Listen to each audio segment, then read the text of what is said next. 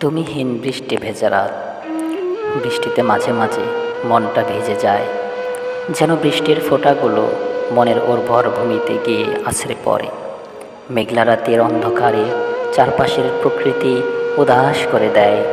বৃষ্টি ভেজা রাতগুলো নিজ গৃহে বনবাসীর মতো লাগে। সন্ধ্যা ঘড়িয়ে রাত গভীর হয়, বৃষ্টি পড়েই চলে। নির্ঘুম চোখ দুটি জেগে থাকে অবিরত। বৃষ্টির ছন্দে একসময় তন্দ্রা আসে, টেবিলের ওপর দেদীপ্যমান প্রদীপ জ্বলতে থাকে অবিরত। গভীর রাতে যখন বৃষ্টি থেমে যায়, আধো আধো ঘুম ভেঙে জেগে উঠে দেখি ঘরে আলো নেই, বাহিরেও অন্ধকার। কিছু লিখতে বসি, অনুভূতির চাপে সব কথাগুলো একেবারে এসে ভিড় করে মনের আকাশে। লেখা এলোমেলো হয়ে যায়। ঘুমানোর বৃথা চেষ্টা করে শেষে বাহিরে বেরিয়ে আসি, দেখি উঠোনের কোণে মাটির কলসিটা অযত্নে কাত হয়ে পড়ে আছে, ঠিক যেন আমারই মতো।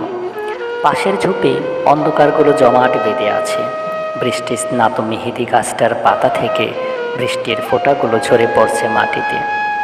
বারান্দার পিড়িতে বসে শূন্য জীবনটা নিয়ে ভাবতে থাকি, কেন আমার মনের মাঝে মন থাকে না?